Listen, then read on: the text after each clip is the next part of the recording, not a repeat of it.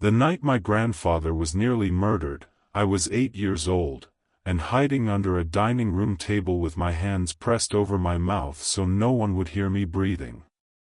I can still smell the broken wood. Still hear the glass shattering. Still remember the exact moment I realized monsters don't always wear masks. Sometimes, they call you family. And I had no idea what that night would turn me into. The storm started just before midnight. Not rain. Not really. It was the kind of weather that felt personal. Wind slammed into the old house like someone trying to force their way in. Thunder rolled so low it rattled the windows. And every few seconds, lightning turned the sky white. Inside, the house was dim except for one lamp glowing in the study. That's where my grandfather sat. At his desk. Writing. He always wrote when something was wrong. He said words helped him sort through the parts of life that refused to make sense. That night, I stood in the hallway, barefoot, hugging a stuffed tiger to my chest, watching him through the cracked door. He didn't see me. His shoulders were stiff. His jaw clenched. The leather journal in front of him was open, and his pen moved slower than usual. Then he stopped. Just stopped. Like the weight of what he was writing had suddenly become too heavy to carry.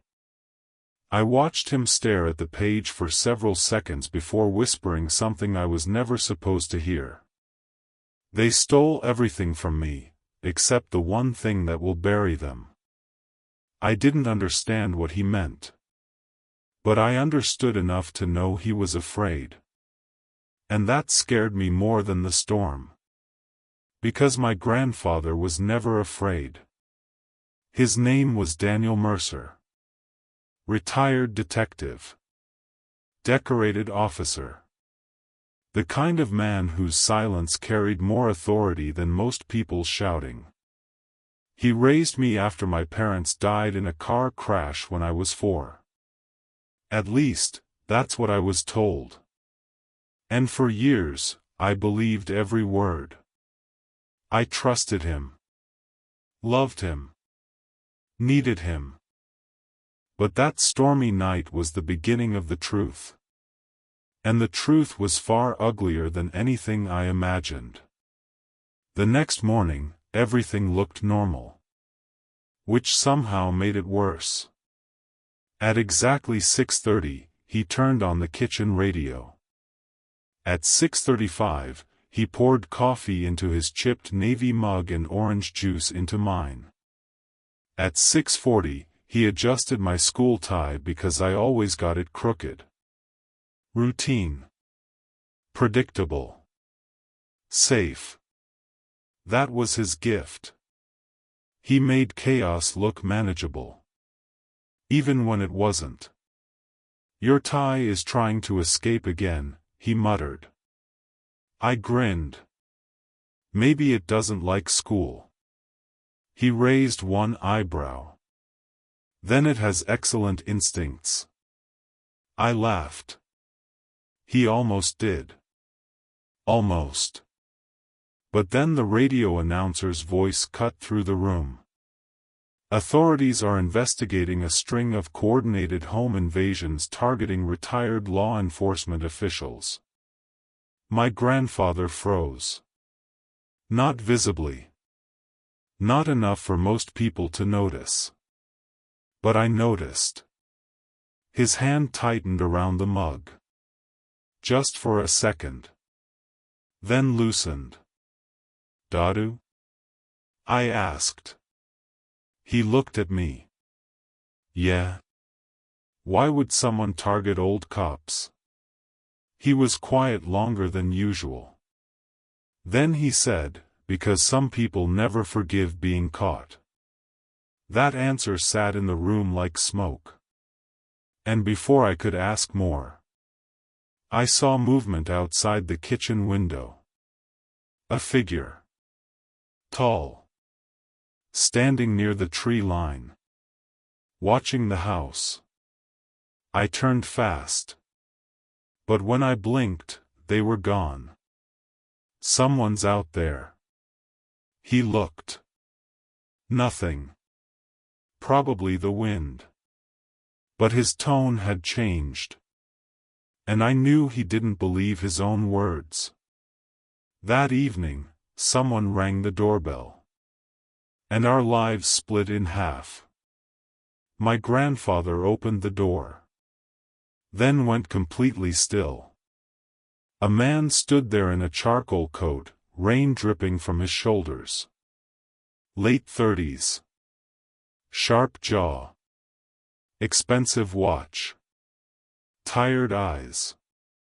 He looked like someone who belonged in a boardroom, not on our porch. And the moment I saw my grandfather's face, I knew this wasn't a stranger. "Hello, Dad." Silence. My stomach dropped. Dad? My grandfather hadn't spoken to his son in over a decade. I knew only fragments. A falling out. A betrayal. A disappearance. But I'd never met him. This was my uncle, Nathan Mercer. And from the second he stepped inside, something felt wrong. He hugged my grandfather. Too quickly. Too tightly. Like he was performing emotion instead of feeling it. Then he looked at me. "So this is Luke." I hated the way he said my name. Like he was testing it. I nodded anyway. He smiled. But it never reached his eyes. And when he glanced around the house, he wasn't looking at memories.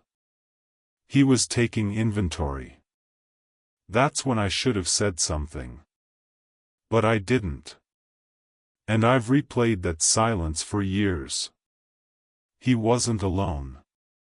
A woman stepped in behind him. Tall. Elegant. Perfect posture.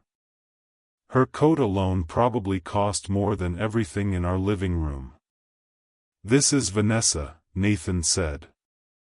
"She's been with me through everything." She smiled like a polished actress.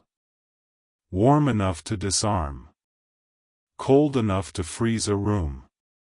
"Your grandfather has told me so much about you." That was a lie. And we all knew it. But nobody called it out. Dinner was unbearable. Nathan kept steering the conversation toward money. Insurance. Savings. Old pension accounts.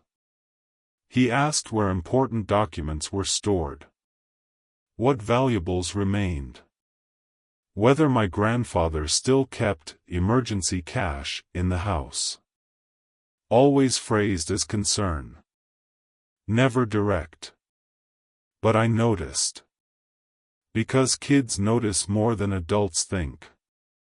And what happened next still wakes me up. That night, I couldn't sleep. The house felt off. Too quiet. At around 1:13 a.m., I heard footsteps downstairs. Soft. Careful.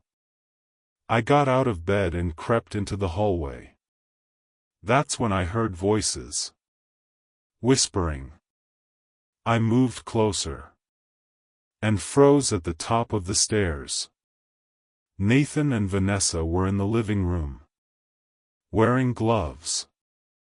Holding duffel bags. Searching drawers. Taking cash. Jewelry. My grandmother's wedding bracelet.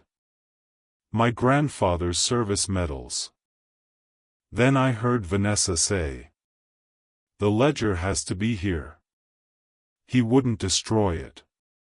Nathan snapped back. "Then keep looking." "Ledger? What ledger?" I didn't know. But I would soon. Too soon. I stepped backward. And the floor creaked. Both of them looked up. And in that exact second, my grandfather appeared in the hallway. Nathan? Everything exploded. Nathan lunged. Vanessa grabbed a crystal lamp. My grandfather fought back, but age is cruel in moments like that. The lamp struck his temple. He hit the floor hard. I dropped under the dining table and covered my mouth. Vanessa was breathing fast. He's still alive. Nathan looked down at him. Then said words I'll never forget. Then make it look like a robbery. I started shaking. Not from fear. From disbelief. Because in one sentence, he became someone else entirely. A son willing to erase his own father. They trashed the house. Smashed frames. Flipped furniture. Scattered papers. Then they ran. But they missed one thing. And that one mistake would destroy them. Because in my pajama pocket, I had my school recorder. Still running. Capturing everything. And I didn't even realize it yet. By sunrise, the police had arrived. Sirens. Paramedics. Yellow tape. My grandfather was alive. Barely. But breathing. And as they loaded him into the ambulance, he looked at me and whispered, "Don't trust what you think you know." Then he lost consciousness. And I realized our nightmare was only beginning.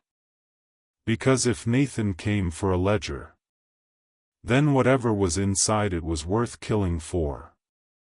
And I was about to find out why. But first, I had to survive what came next. Ethan didn't move. Not when the floorboard groaned beneath his feet. Not when the whisper from downstairs sharpened into something colder than fear.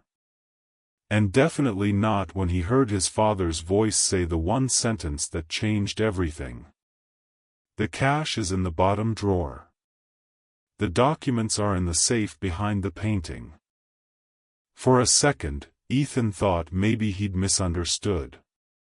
Maybe this wasn't happening. Maybe the man downstairs wasn't really his father. But then came the woman's voice, smooth, calm, dangerous. "Take the jewelry too. We'll need leverage if things go sideways." And just like that, the illusion shattered. Ethan crouched lower behind the staircase railing, gripping the banister so hard his fingers hurt.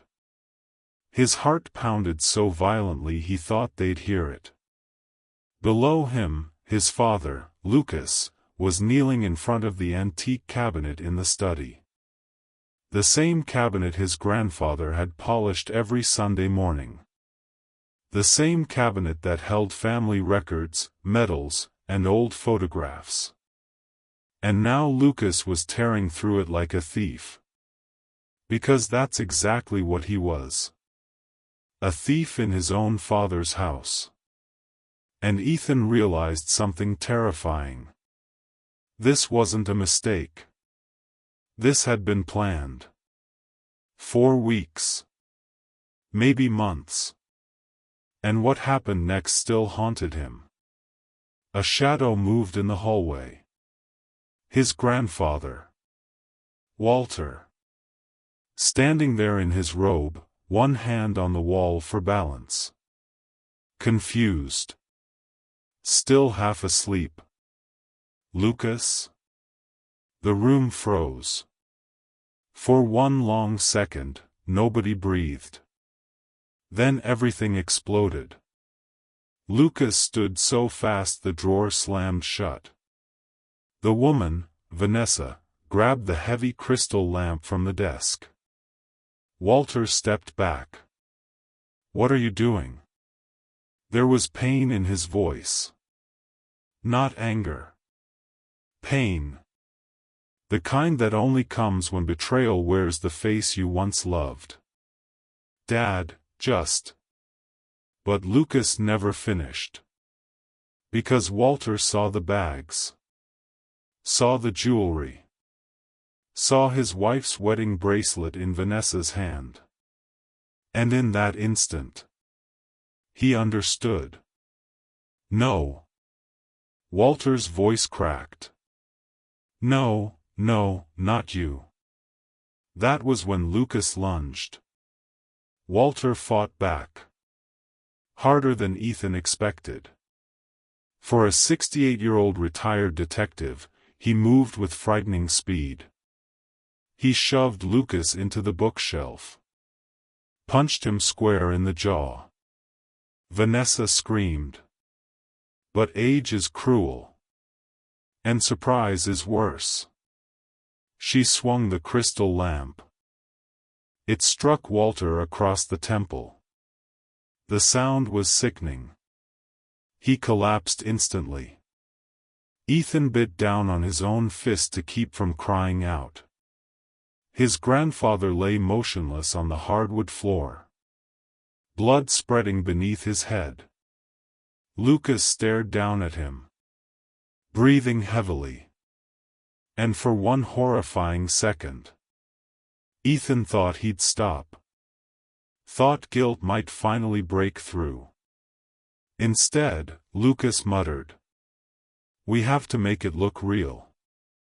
And that's when Ethan understood his father had crossed a line there was no coming back from.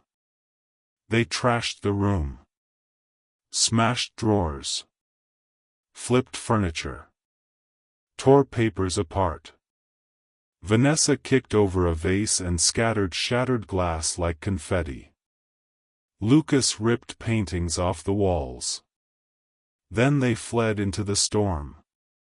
Leaving Walter behind. Leaving Ethan hidden under the dining table. Shaking. Silent. Broken. But they forgot one thing. One tiny thing. And it would destroy them. Because in Ethan's hoodie pocket, his digital recorder was still running. He'd been using it for a school project. Forgotten to turn it off. And now it held every word. Every confession. Every sound. Including the sentence that would later bury them both.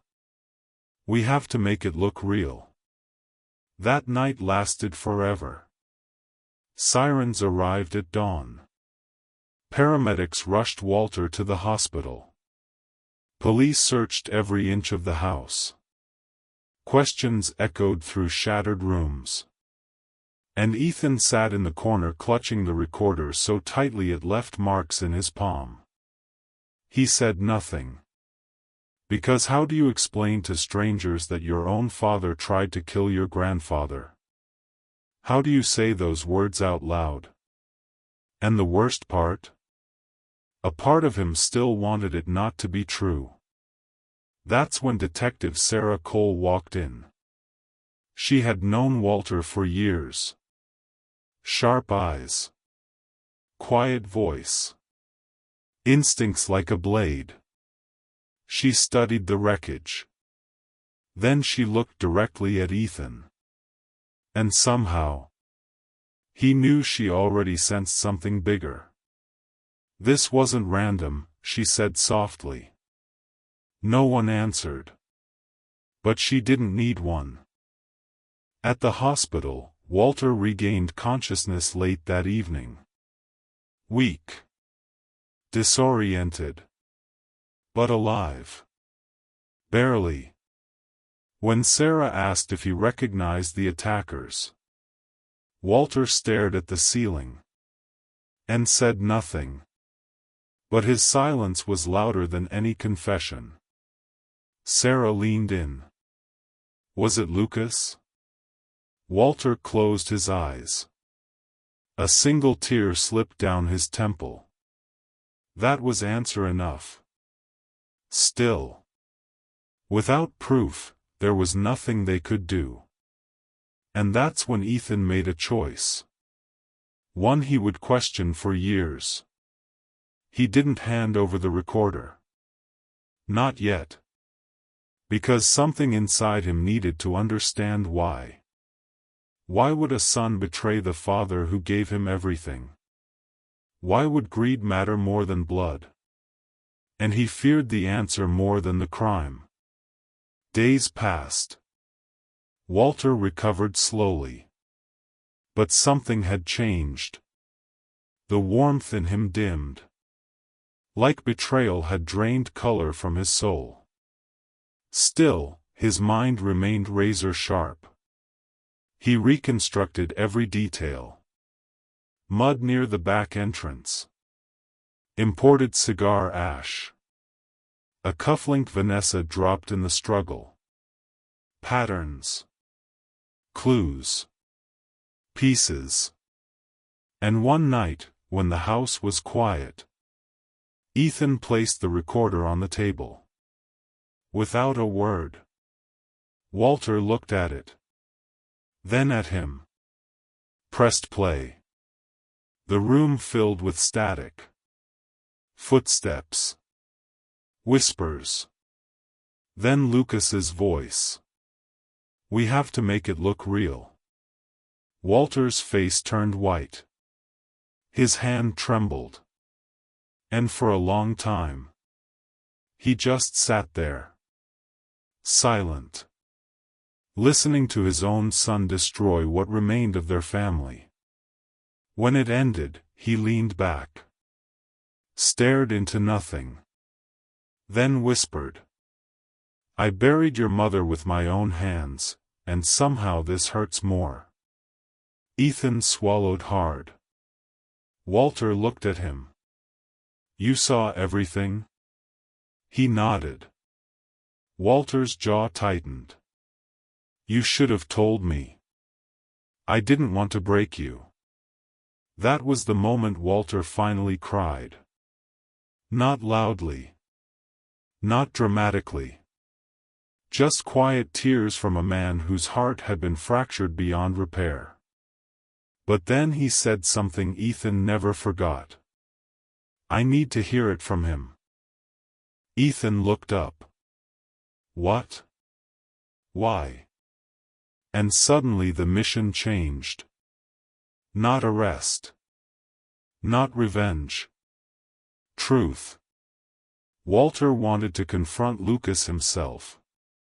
To look him in the eye. To understand how his son became this. Sarah warned against it. "It's dangerous." Walter replied. "So is living without answers." Using old contacts, burner numbers, and financial trails, they tracked Lucas to a private rental property outside the city. An abandoned vineyard estate 40 miles from town. Secluded. Guarded. Perfect for hiding. And maybe planning something worse. Because another twist was waiting. One nobody expected. Before they left, Sarah uncovered financial records tied to Lucas. Massive debts. Underground gambling. Fraud investigations. Loans from violent men. He hadn't robbed Walter for greed alone. He'd robbed him to survive. And if he failed to repay, someone else would come collecting. That changed everything. Because now Lucas wasn't just a criminal. He was desperate. And desperate people are unpredictable. Especially when cornered. They drove to the estate under cover of darkness. Rain hammered the windshield. Thunder rolled across the valley.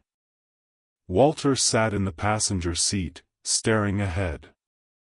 His old service revolver rested in his lap. Ethan in the back seat. Silent. Watching the storm. Watching his grandfather.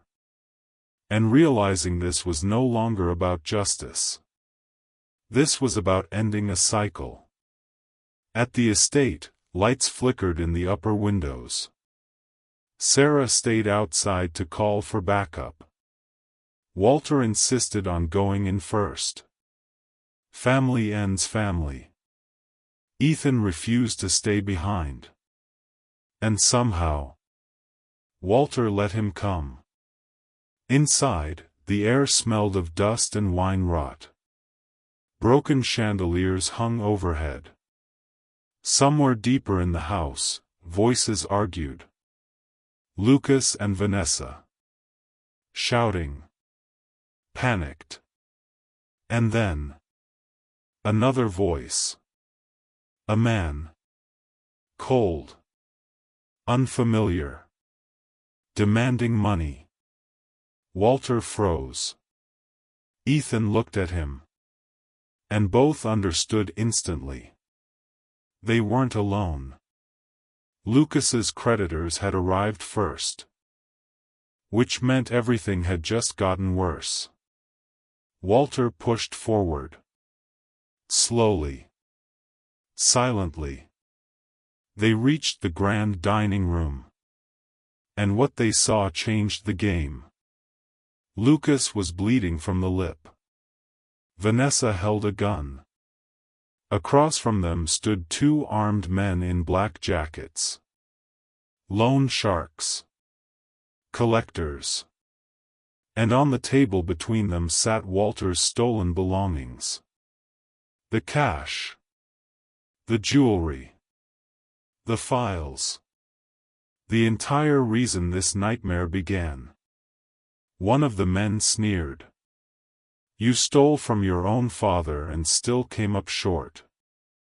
Lucas spat blood. I said I'd get the rest. Vanessa hissed. We had a deal. The man laughed. No. You had debt. Then Walter stepped into the room. And every face turned. The silence that followed was deadly. Lucas stared as if seeing a ghost. Dad. Walter raised the revolver. Don't. Lucas froze. Vanessa shifted her aim. Ethan stepped beside Walter. Small but steady. Holding the recorder. And for the first time, Lucas looked afraid. Real fear. Because consequences had finally arrived. But no one had any idea what was coming next. And that's when the first shot rang out. The gunshot shattered the silence before anyone understood who had fired. For half a second, the room became pure chaos. Glass exploded. A chandelier chain snapped. Someone screamed. And Ethan hit the floor.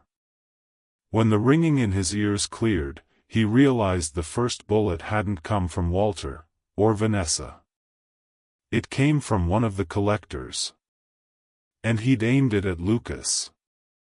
The shot tore through Lucas's shoulder, spinning him backward into the dining table.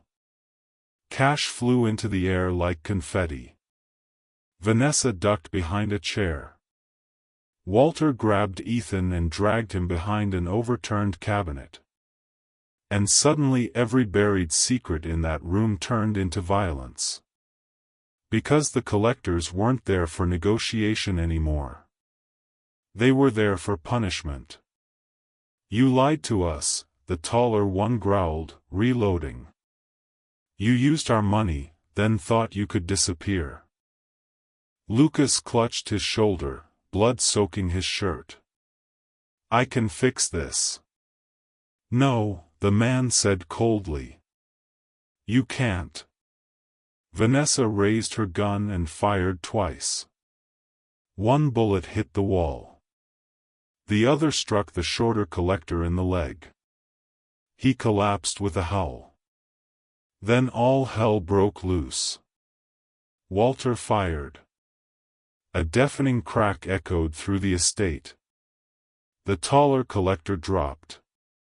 Sarah and backup officers stormed through the front entrance at that exact second. Red and blue lights flooded the shattered windows. Commands were shouted. Weapons clattered. Bodies hit the floor. And within moments, it was over. Almost. Because one final betrayal was still waiting. Vanessa wasn't done. While everyone focused on the collectors, she slipped toward the back hall. Toward the exit. Toward freedom. But Lucas saw her. And for the first time all night, his expression changed. Because she wasn't running alone. She had the stolen files in her hand. The documents. The hidden inheritance deeds. The insurance papers. The one thing Lucas had risked everything for. And she was taking them. Vanessa, he shouted. She turned at the doorway. And smiled. A cold, merciless smile. You really thought I was with you? That hit harder than the bullet. Because suddenly the truth snapped into place. She had never been his partner. She had used him. Manipulated him. Fed his resentment. Pushed him deeper into debt. And now, when everything collapsed, she was walking away with the prize. Lucas staggered after her. Walter yelled for him to stop. But desperation drowned reason. They disappeared into the rear corridor. Then, another shot. Everyone froze. Ethan ran first. Walter right behind him. At the end of the hallway, under a flickering emergency light, they found them both. Vanessa on the floor. A bullet in her chest. The documents scattered around her. Lucas leaning against the wall. Gun slipping from his hand. Blood spreading across his side. For a second, no one moved. Then Lucas looked up. At Walter. At Ethan. And something in him finally broke. Not physically. Emotionally. She was never going to let me leave, he whispered. Walter stood still. No anger. No triumph. Just exhaustion. Lucas coughed. A wet, ugly sound. Then laughed bitterly. All this, for paper and numbers. He looked at the scattered files. Then at his father. I thought you cared more about money than me. Walter's jaw tightened. I gave you every chance. I know. The words were barely audible. And that was the first honest thing Lucas had said in years. Ethan stepped closer. Still clutching the recorder. Lucas looked at him. And his face crumpled. I'm sorry. Ethan didn't answer. Because some wounds don't have immediate language. Lucas swallowed hard. I wanted to be successful, faster than everyone else. I thought if I had enough, I'd finally matter. Walter said quietly. You always mattered. That sentence hit like a blade. Lucas closed his eyes. And tears slipped free. Because the tragedy wasn't just what he had done. It was how long he had believed the lie that drove him there. He looked at Ethan one last time. Don't become me. Then his body gave out. He slid to the floor. and never got back up. Silence. Heavy. Final. The kind that settles only when a story ends in blood. Vanessa died before paramedics arrived. The collectors were taken into custody. The estate was sealed. And by sunrise, the storm had passed. But the damage remained. Back at the hospital, Walter sat beside Ethan in a quiet recovery room. Neither spoke for a long time. The world outside moved on. Cars passed. Morning coffee brewed. People lived ordinary lives. But inside that room, everything had changed. Walter finally broke the silence. "You know what hurts most?" Ethan looked up. Walter stared at the window. "Not that he stole from me. Not even that he attacked me." He paused. "It's that somewhere along the way, he stopped believing he could come home." That sentence stayed with Ethan forever. Because it revealed the deeper tragedy. Lucas hadn't just become greedy. He had become unreachable. And the farther he drifted, the harder it became to turn back. Until the road ended exactly where it had to. Weeks passed. Investigations closed. News reports faded. The public saw it as another criminal case. A son corrupted by debt and bad choices. A tragic family collapse. But only Ethan knew what it truly was. A warning. A lesson carved into memory. One evening, while helping Walter organize old belongings, Ethan found the leather journal. The same worn diary Walter had written in that stormy night. He opened it. Read pages filled with reflections, regrets, and truths. And on the final page, one unfinished sentence. "They took everything, but what remains is what defines us." Walter watched him read. Then said, "Finish it someday." Ethan nodded. Years rolled forward. Life rebuilt itself slowly. Walter retired fully from consulting. Spent mornings gardening. Evenings teaching Ethan chess. They never erased the pain. But they learned to carry it. And that made all the difference. Because healing doesn't mean forgetting. It means surviving without letting the wound define you. At 17, Ethan graduated top of his class. At 22, he entered the police academy. And on graduation day, he stood in uniform beneath bright summer skies. Walter sat in the front row. Older now. Frielier. But proud in a way words couldn't hold. When Ethan took the oath, he looked directly at his grandfather. And both understood. This wasn't just a career. It was legacy. A choice to protect instead of exploit. To serve instead of take. To stand where others fall. After the ceremony, Ethan opened the leather journal. The final page still waiting. And beneath Walter's unfinished line, he wrote, "They took everything, but they left behind the reason I became who I am."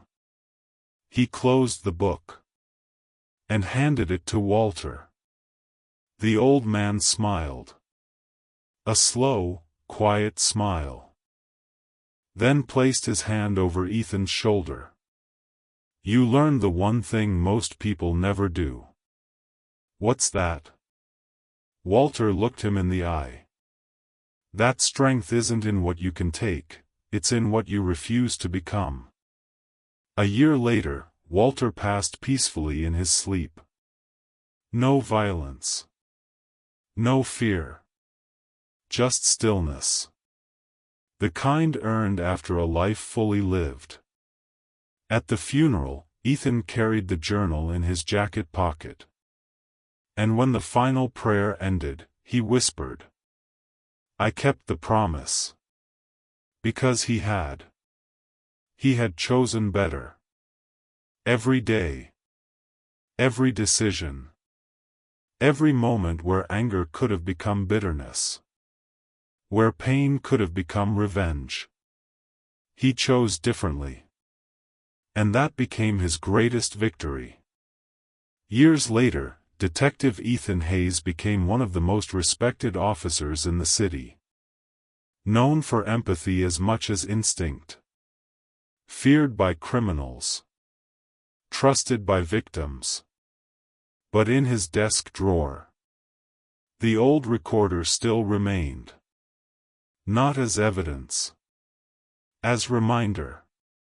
Because the truth of that night was never just about crime. It was about choices. How one decision can fracture generations. And how another can rebuild them. The real inheritance Walter left behind wasn't money. It wasn't property. It wasn't the house. It was perspective. The understanding that evil doesn't arrive as monsters. Sometimes it arrives as temptation. As resentment. As shortcuts disguised as solutions.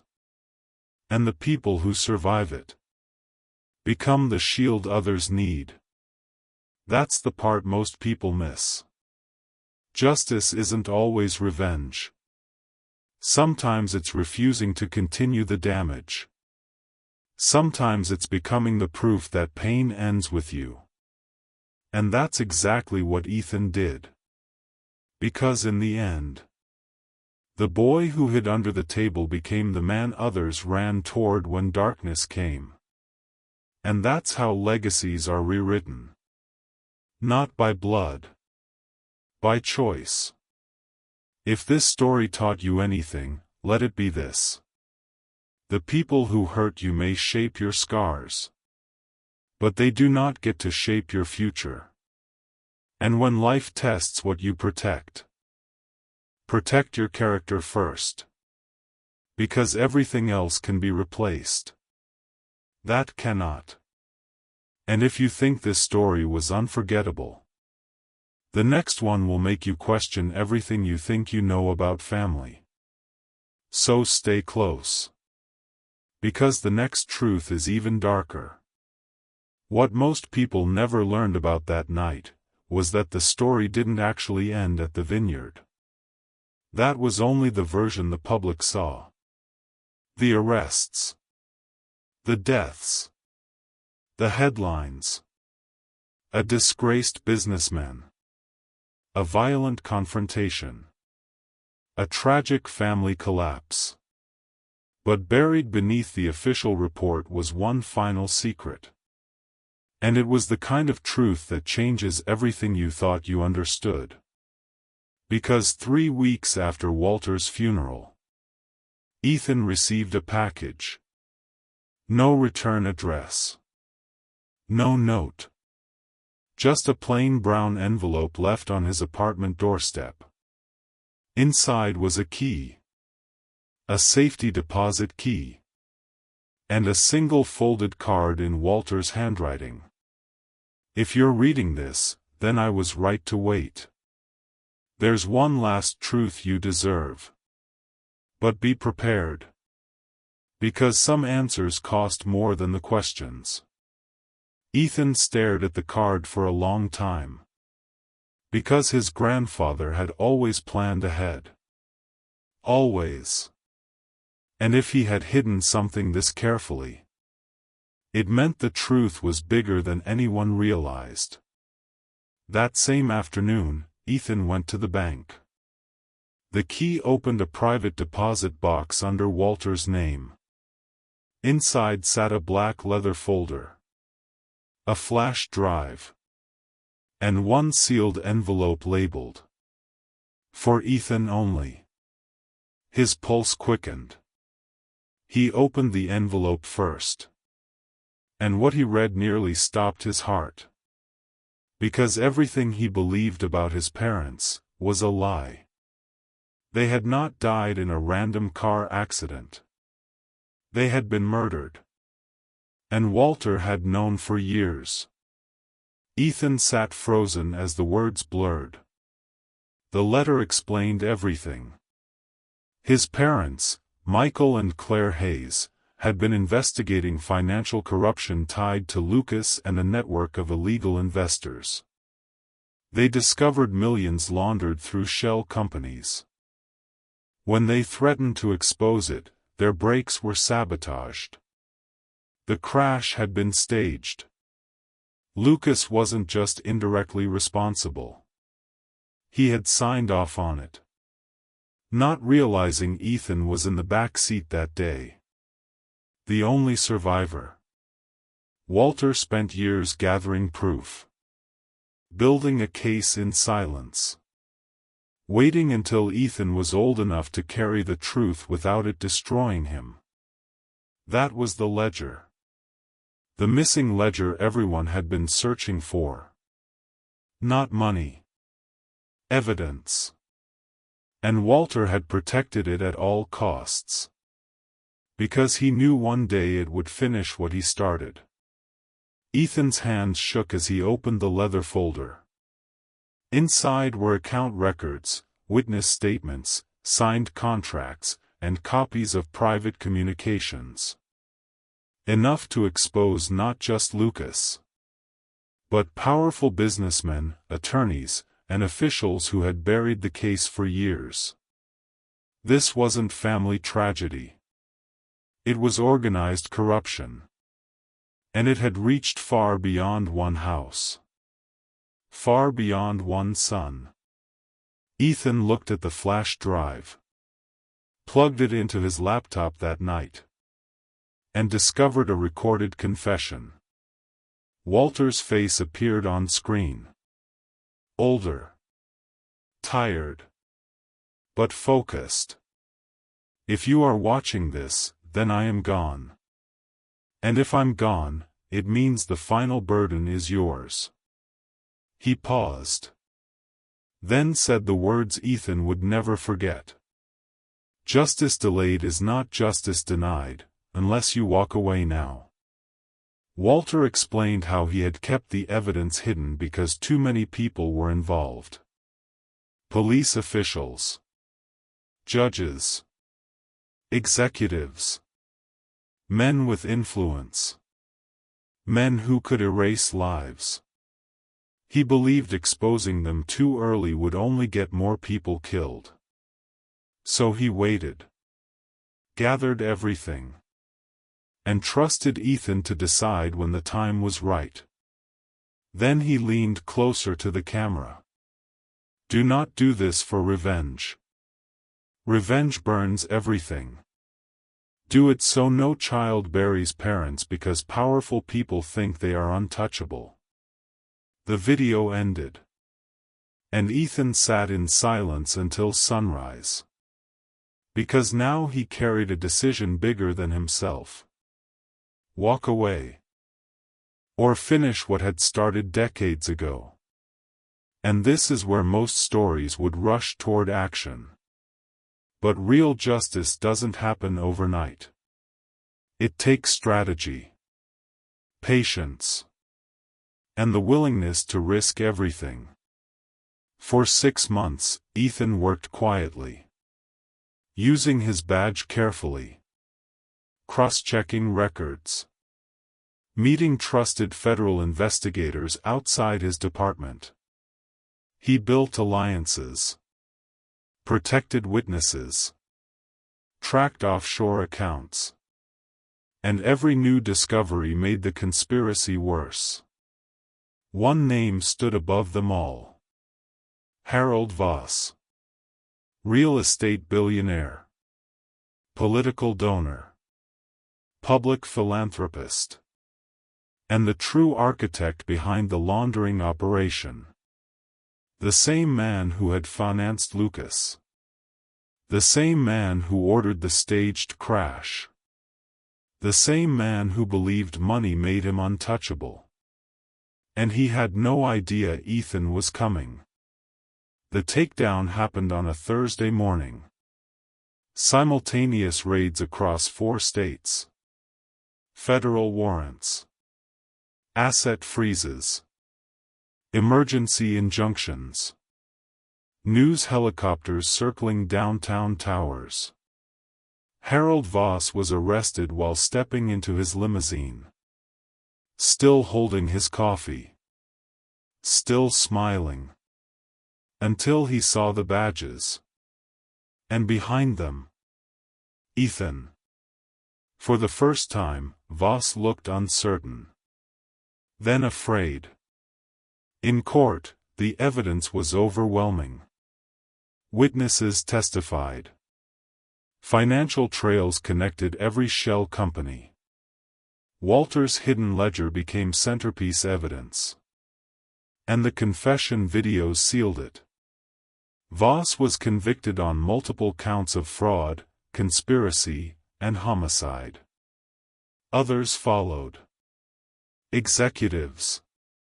Lawyers. Corrupt officials. A network dismantled piece by piece. And for the first time in decades, the truth was public. The headlines called it one of the largest corruption cases in state history. But Ethan knew it was more personal than that. It was a son's unfinished promise. A grandfather's final stand. And a family's buried truth finally brought into light. After sentencing, Ethan visited his parents' graves. For the first time with full understanding. For the first time with answers. He placed Walter's journal between the stones. Opened to the final page. And added one last line. They took everything, but truth survives longer than power. Then he closed the journal. And left it there. Because some legacies deserve to rest. Years later, Ethan became head of a federal anti-corruption task force. Not because he chased titles. But because he understood what silence can cost. He trained younger officers differently. Taught them to value integrity over ambition. To question easy answers. To remember that law without courage is just paperwork. And every year, on the anniversary of that stormy night, he returned to the old house. Now restored. Quiet. Peaceful. He'd sit in Walter's study as rain tapped against the windows. And remember the boy under the table. Terrified. Helpless. Unaware that his pain would one day protect thousands. That's the strange thing about suffering. Sometimes it breaks you. Other times, it builds the exact person the world will someday need. And that is the real ending. Not the arrests. Not the convictions. Not even the justice. The real ending is this. Ethan refused to let inherited darkness define him. He became something greater than the pain he came from. And in doing so, he ended a cycle that could have lasted generations. That's what strength really is. Not winning. Not revenge. Not proving yourself to those who failed you. Strength is choosing character when bitterness would be easier. Choosing truth when silence would protect you. Choosing to heal, when hatred offers itself as comfort.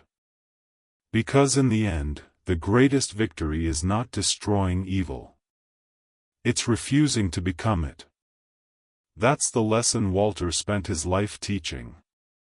And Ethan spent his life proving. If this story stayed with you, remember this. The people who betray you may leave scars. But scars are proof you survived. And survival, when paired with purpose, becomes power. So never let pain be the final author of your life. Write a better ending. And if you thought this story was unforgettable, wait until you hear the next one. Because sometimes the people closest to us hide the darkest truths. Subscribe now. Because the next story might change the way you trust forever.